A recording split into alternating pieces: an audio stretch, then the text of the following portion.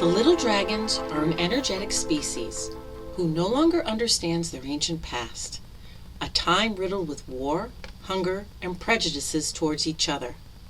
Now in this enlightened age, they have the chance to add to the universe by creating a new physical life form. But can the little dragons help this civilization avoid their past mistakes if they no longer remember what it felt like to be humans on planet Earth? Welcome to a reading of the futuristic fantasy series, Humanity's Evolution. Today I'm going to read part 1. The grass felt smooth and wet beneath my bare toes. The sunlight's warmth tingled on my face. I even sat down in the wet grass to enjoy the sensation of dew soaking into my clothes. A contented sigh escaped my lips. I sat in my favorite park, a perfect place for my lecture. It held a wide expanse of grassy land dotted with tall, towering trees. A small bird with beautiful crimson feathers alighted next to me. Its beaded eyes looked directly into my own. I smiled at it.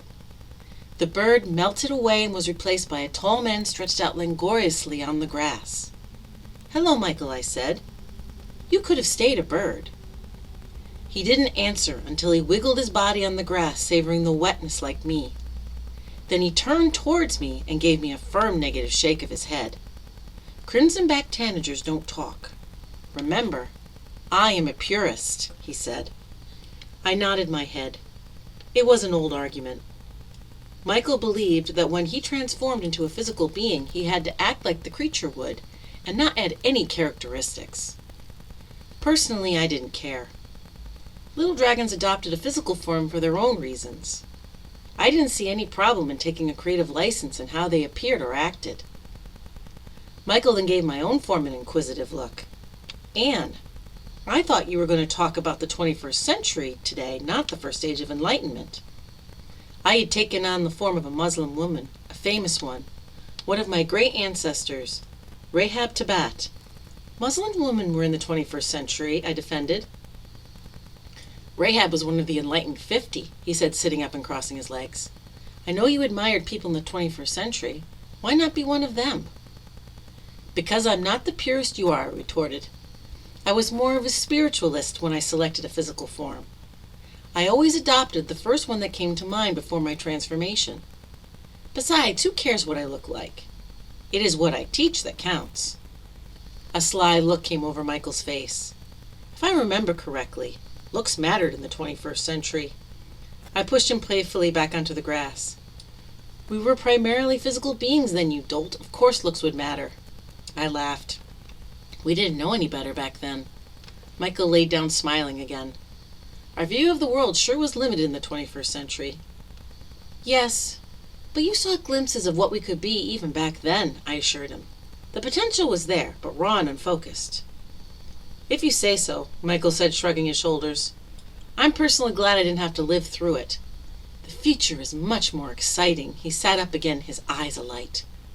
"How are you going to vote?" he asked. That was the question on everyone's mind. "I don't know," I said, stretching out my legs. It felt good to have them again.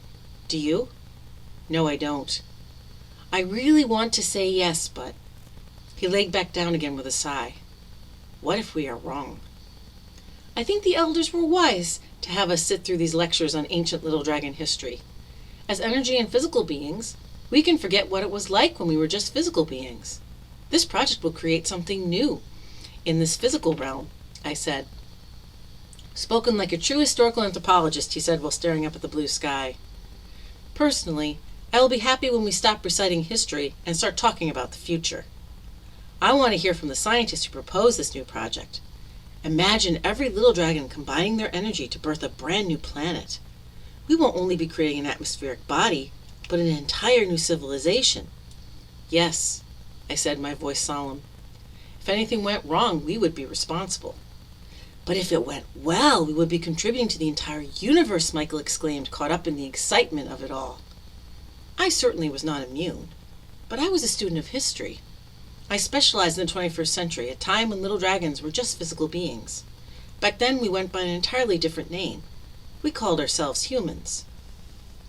That ends part 1 of Humanity's Evolution. Next week is part 2. And if you simply can't wait until then to hear how the story goes, feel free to visit my website, www.reneeannhughes.com to read Humanity's Evolution in its entirety, as well as the continuing story, Social Conundrums. If you'd like to contribute to this series, please feel free to become a Patreon. Details for joining are on my website, and also please subscribe to this YouTube channel so you won't miss any new videos. Goodbye, and thanks for listening.